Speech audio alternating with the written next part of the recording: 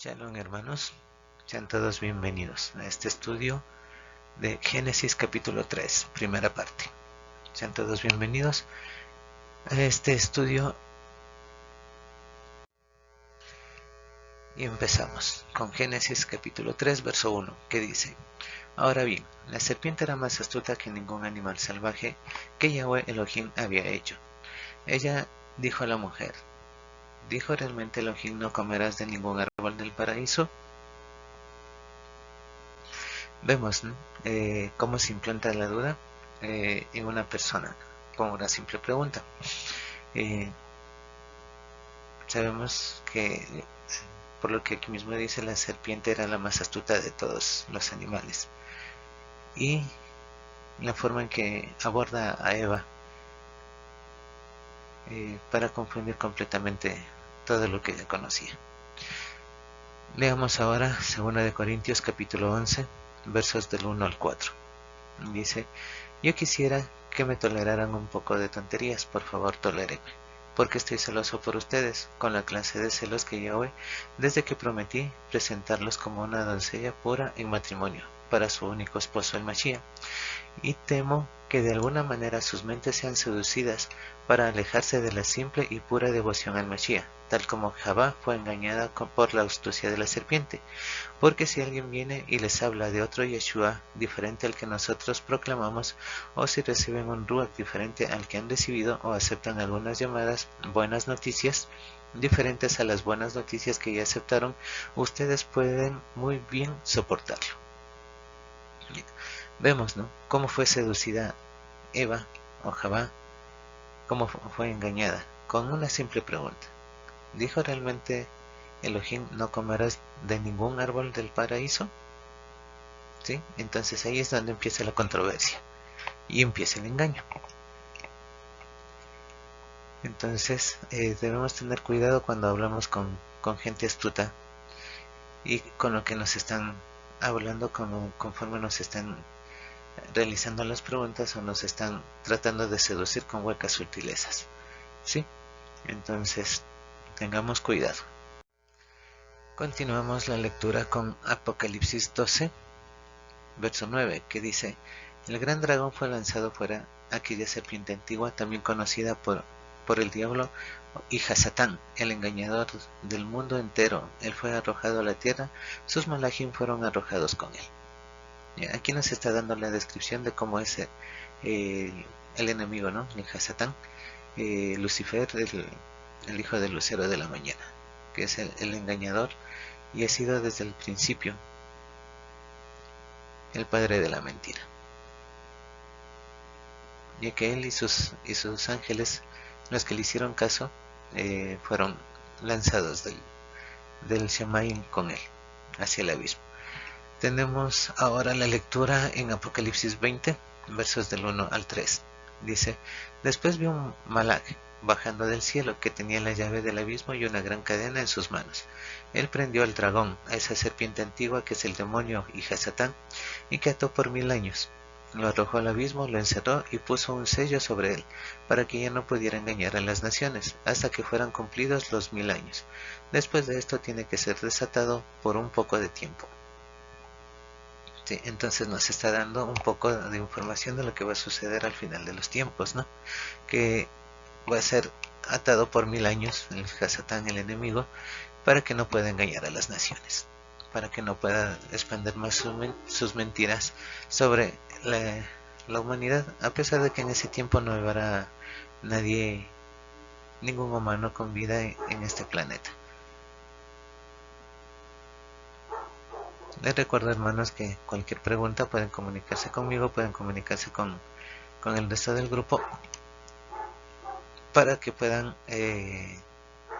responder sus preguntas, para que podamos estudiar y aprender juntos sobre este y muchos otros temas más. Aquí tenemos las ilustraciones de cómo se le describe al enemigo, ¿no? El dragón, la serpiente y el Satán. Continuamos con el estudio. Leamos en el libro de Mateo capítulo 10, versos del 16 al 18. Dice: Presten atención, yo los estoy mandando como ovejas en medio de lobos. Así pues, Sean prudentes como las serpientes e inofensivos como palomas. Estén vigilando, porque habrá gente que los entregue a los Sanedrín locales y los azotarán en sus sinagogas, y aun por mi causa serán llevados ante gobernantes y reyes para testimonio a ellos y a los Goim.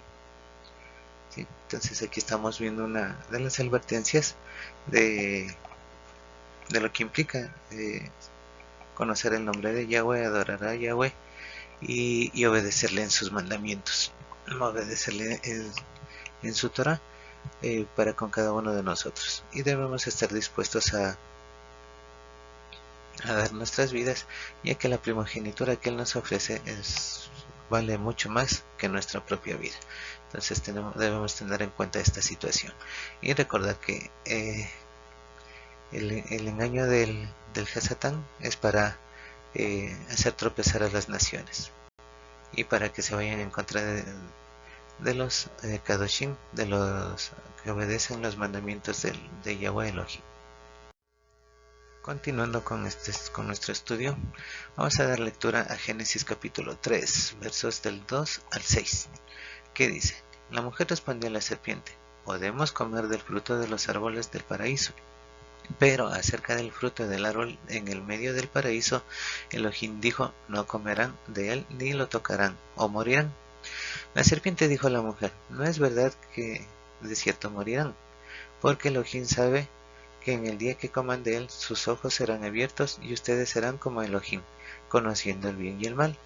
Y la mujer vio que el árbol era bueno para comer, que era placentero a la vista para mirarlo y hermoso para contemplarlo. Ella tomó algo de su fruto y sí comió, y también dio un poco a su esposo con ella, y ellos comieron. Vemos, ¿no?, cómo avanza el proceso del engaño. Primero con la pregunta de que no podían comer de todos los árboles del jardín de Edén. Y contesta Eva, siguiendo el juego, cayendo en el juego de la serpiente, que sí se podía comer de todos los árboles, pero del árbol que estaba en la mitad, del árbol de la ciencia del bien y del mal, de ese solamente no se podía comer.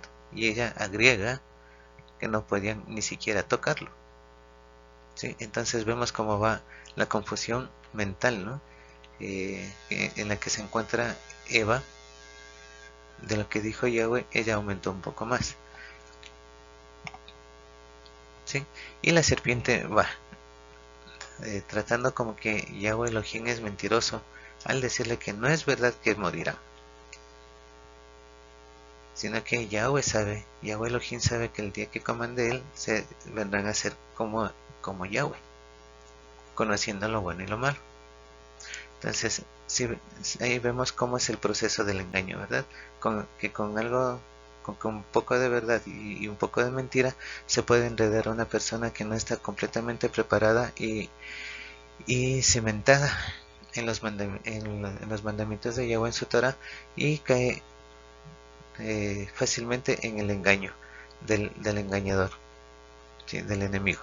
Entonces, el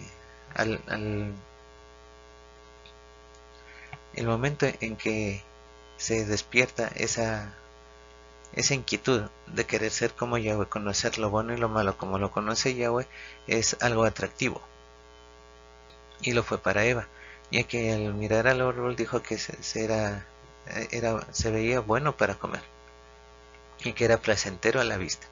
O sea, llamaba mucho la atención a la vista y hermoso para contemplarlo, dice.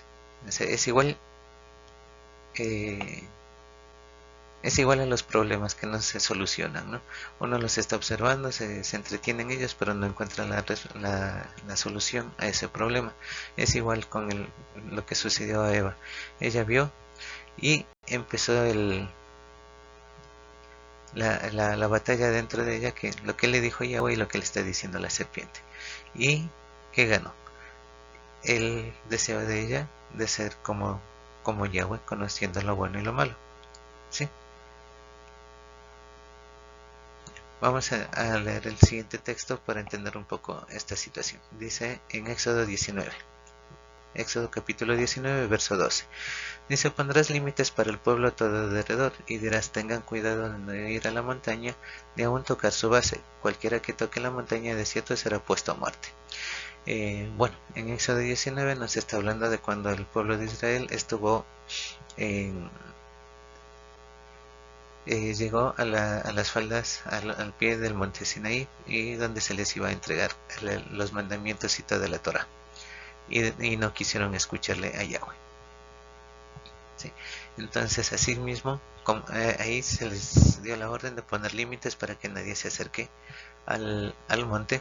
De la misma manera fue como se le ordenó a Adán que no tomara del fruto del árbol de la ciencia del bien y del mal.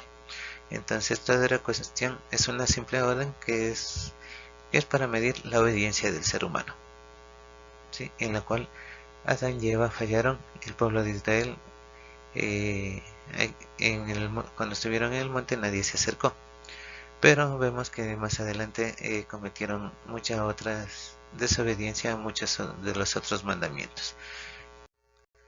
Continuamos, leamos ahora Génesis capítulo 5 verso 5. Dice: por todo Adán vivió 930 años y luego murió. Vemos que Adán vio la muerte cuando tuvo 930 años. Después de eso murió. Bueno, en un principio podemos observar que Yahweh hizo al hombre para vivir eternamente, pero por su desobediencia el hombre empezó, llegó a conocer lo que era la muerte. Sí, si tomamos en cuenta de que para Yahweh 1000 años son como un día y un día son como 1000 años, tomando esa información, nos damos cuenta que Adán no vivió un día de Yahweh, ¿sí? Entonces por ahí podríamos estar teniendo una idea más exacta de cuando Yahweh le dijo que el día que coman del árbol, ese día ciertamente morían. Se estaba refiriendo no a un día de 24 horas, se estaba refiriendo a un día de 1000 años, ¿sí? Entonces vemos que Adán, que fue el primer humano, no vivió un día de Yahweh, no sobrevivió lo que es un día para Yahweh. Adán no lo sobrevivió. Continuamos. Juan capítulo 8 verso 44. Ustedes pertenecen a su padre Hasatán y quieren llevar a cabo los deseos de su padre. Él ha sido asesino desde el principio y nunca ha estado de parte de la verdad, porque no hay verdad en él. Cuando él dice mentiras, él habla con carácter, porque es mentiroso. En verdad, él es el inventor de la mentira. Pero en cuanto a mí, porque yo digo la verdad, ustedes no me creen. Aquí vemos la declaración que hace Yeshua cuando les está hablando a los escribas fariseos de la época, ¿no? Que ellos prefieren creer las mentiras antes que la verdad que está escrita en la Torah y en el Tanakh, ¿sí? ¿A qué mentira se refiere? Que ellos prefieren creer y porque son hijos de Hasatán. Ya, entonces si revisamos las tradiciones de los judíos, el Talmud, la Cábala, el Mishnah, la Brisná y bueno, un pocotón de libros más que tienen, son puros mandamientos de hombres que no tienen nada que ver con la Torah. Y están llenos de mentiras, también están llenos de historias fantásticas como la piedra filosofal y bueno, un montón de cosas más que Yahweh no creó, Yahweh no hizo y no existen. Pero ellos lo toman como que fueran verdades. También nos habla en esos libros de las tradiciones, bueno, exactamente no sé en cuál, pero muchas de las historias, no sé si recuerdan ustedes, incluso se han hecho películas acerca de los duendes, de los gnomos, de los troles y tantas figuras fantásticas, sí, pues están en esos libros. Muchas de esas historias que se han llevado al cine para fantasía del ser humano y para desviarlo de su palabra, de su conocimiento. Entonces por eso Hasatán es el inventor de todas esas mentiras que van en contra de la Torah, para desviar la atención del hombre y fascinarlo y apartarlo de su creador. Leamos ahora primera de Juan capítulo 3 versos del 7 al 10. Dice: hijitos, no dejen que nadie los engañe. La persona que permanece haciendo lo que es justo es la que es justificada, aun como él es justo. La persona que permanece pecando es del Hasatán, porque desde el principio mismo Hasatán ha permanecido pecando. Por esta razón, el Hijo de Yahweh fue manifestado para destruir las obras de Hasatán. Nadie que tiene a Yahweh como su Padre practica el pecado, porque la cera plantada por Yahweh permanece en él. Esto es, no puede seguir pecando, porque tiene a Yahweh por Padre. Así es como distinguimos claramente entre los hijos de Yahweh y los hijos de Hasatán. Todo el que no continúa haciendo lo justo no es de Yahweh. Asimismo, cualquiera que no continúa amando a su hermano no es de Yahweh. Vemos a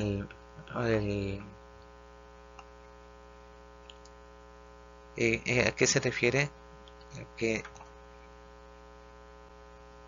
es el engaño y qué es la mentira, y quiénes son los que practican el engaño y quiénes son los que practican la justicia. ¿Sí? Entonces está clarito, ¿no? Que el que es justo hace las cosas de Yahweh y el que no es justo no hace las cosas de Yahweh. Y todo se resume al mandamiento de amaos los unos a los otros como yo os he amado, o amar al prójimo como uno mismo. Y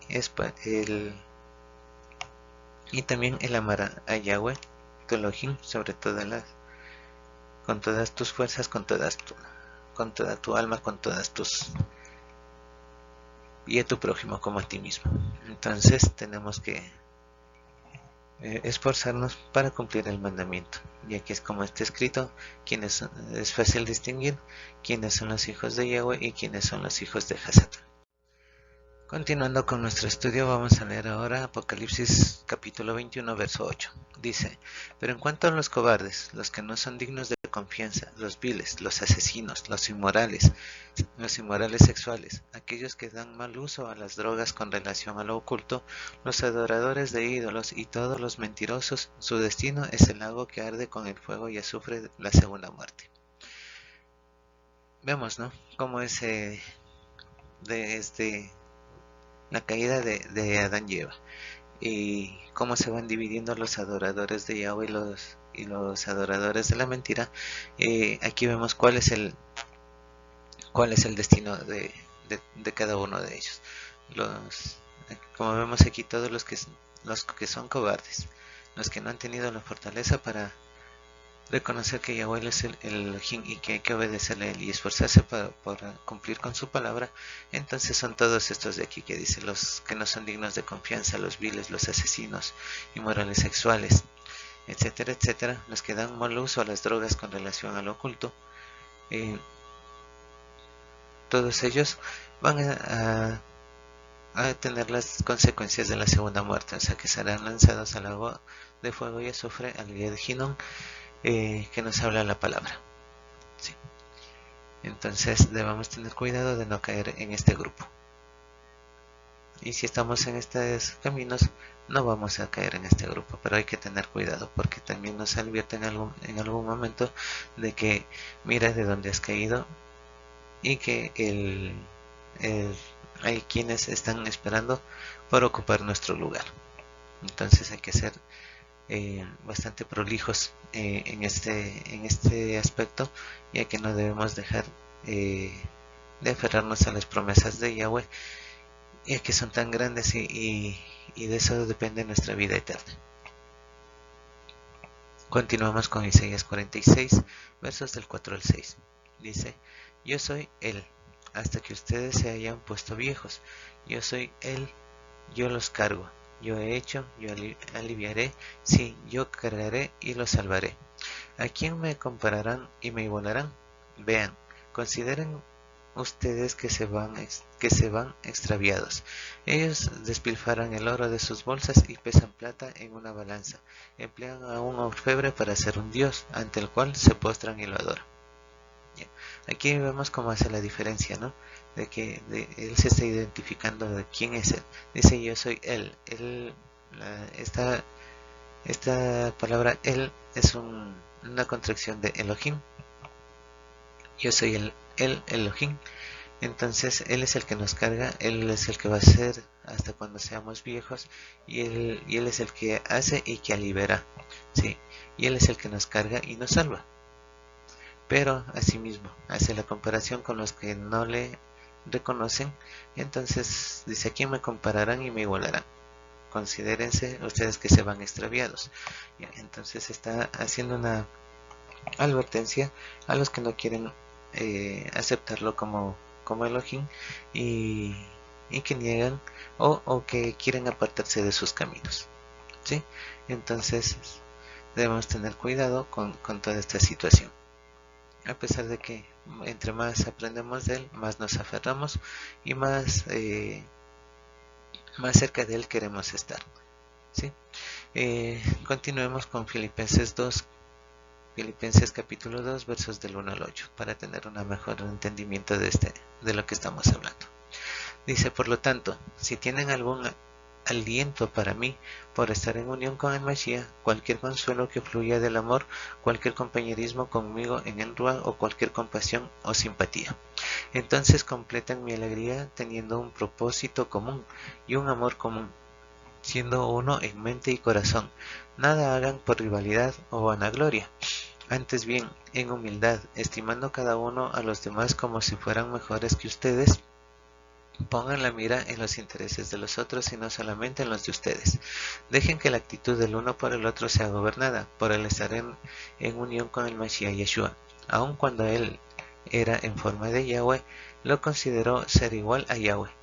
No consideró ser igual a Yahweh, algo por lo cual aferrarse.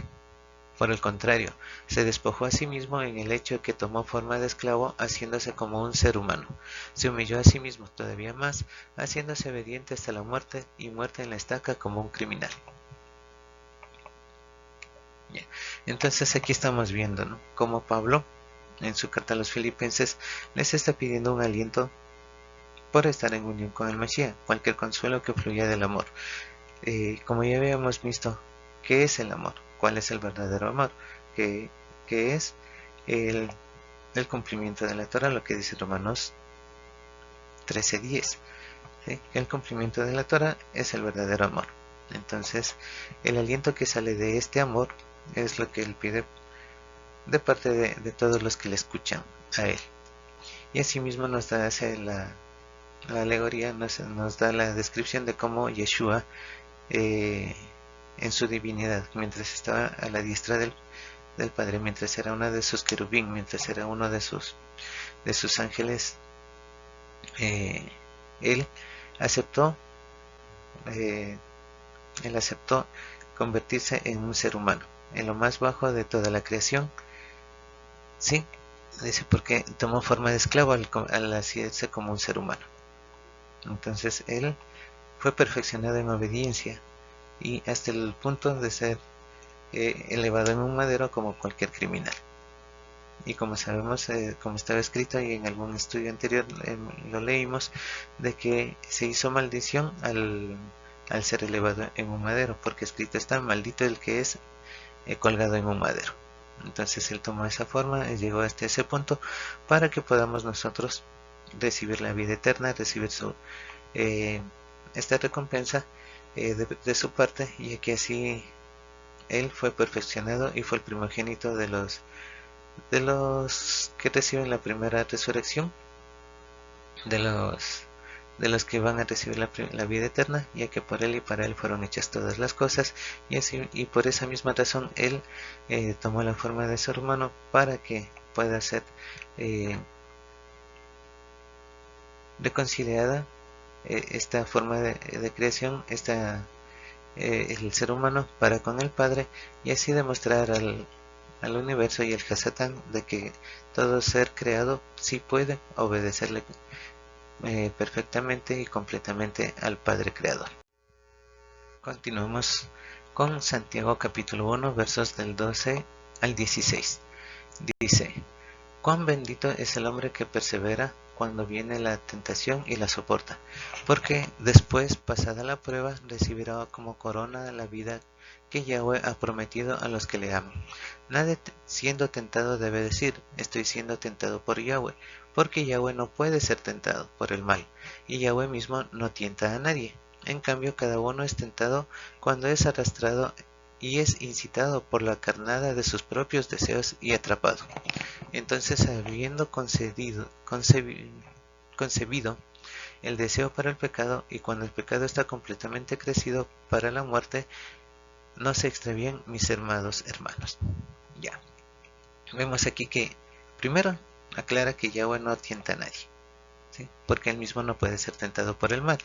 Y la persona que es tentada por sus propios deseos. ¿Sí? Los deseos de su propio corazón son los que le tientan, son los que sirven como cebo para tentar al ser humano. Es lo que sucedió con Eva.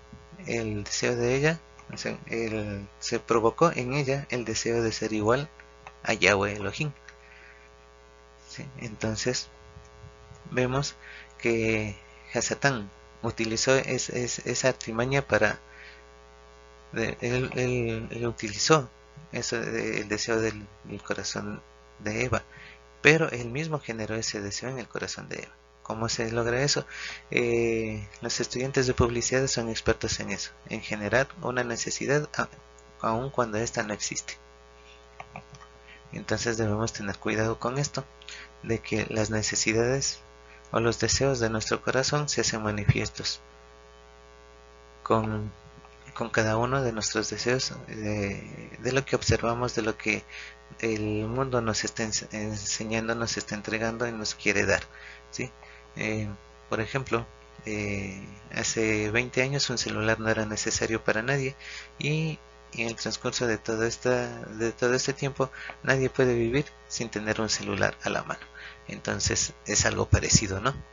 Cómo se crea una necesidad, cómo se crea un deseo, es de la forma en la que el ofertante, el que tiene el producto, lo presenta al potencial cliente. Lo mismo que sucedió con la serpiente y Eva. ¿Sí? Eva no tenía necesidad en un principio de conocer el bien y el mal como lo conoce Yahweh, pero quien puso esa necesidad, quien puso ese deseo en el corazón de Eva, en el momento en que la serpiente le dice, y él, Yahweh, sabe que el día en que ustedes coman de él, serán iguales a él, conociendo lo bueno y lo malo, lo cual se volvió una idea bastante atractiva para Eva. Y por lo tanto nos exhorta en el libro de Santiago que no nos extraviemos. Dice, no se extravíen mis amados hermanos. Hay que saber medir cuáles son los verdaderos deseos del corazón y conforme a la voluntad de nuestro Padre Yahweh. Continuemos con 1 de Juan capítulo 2, versos del 15 al 17. Dice, no amen al mundo ni las cosas del mundo. Si alguno ama al mundo, el amor del Padre no está en él. Porque todas las cosas del mundo, los deseos de la vieja naturaleza, los deseos de los ojos y las pretensiones de la vida no son del Padre sino del mundo. Y el mundo está pasando junto con sus deseos, pero aquel que hace la voluntad de Yahweh permanece para siempre. Aquí vemos también, nos está hablando de lo mismo, ¿no? Que no amemos al mundo, que no amemos las cosas que el mundo nos está ofreciendo, porque el mundo y sus deseos, y los deseos de la vieja naturaleza, pasan, porque escrito está, cielo y tierra pasará, mas su palabra no pasará. ¿Sí? Entonces todo lo que el mundo ofrece es como la moda, ¿no? La moda está y después desaparece, la moda está y después pasa, y nadie, los que son adoradores de la moda, no quieren quedarse con lo que recibieron en un momento, quieren continuar con la moda, y todo pasa. Entonces eso incluye en llenarse de cosas que no tienen sentido, llenarse de cosas que no se utilizan, que no tienen ninguna utilidad, y con eso la gente quiere llenar el vacío que tiene dentro de su corazón. Hemos visto, ¿no? Bueno, hay programas de televisión que habla de gente que es acumuladora compulsiva, hay gente que es compradora compulsiva, que tratan de llenar un vacío que tienen en su corazón, pero quieren llenarlo con las cosas que ofrece el mundo. Y las cosas que ofrece el mundo, como hemos leído aquí, pasan. Y como está escrito, que la polilla come las telas, el óxido del orín corrompen los metales, el oro, el hierro. Entonces esas son cosas que pasan, que tienen un límite de tiempo. En cambio, los que hacen la voluntad de Yahweh dice que permanecen para siempre. Entonces, cumplir con la voluntad del Padre es hacer méritos para que podamos recibir el premio que Él nos ha ofrecido, la meta que nos ha hablado muchas veces de vivir eternamente con Él.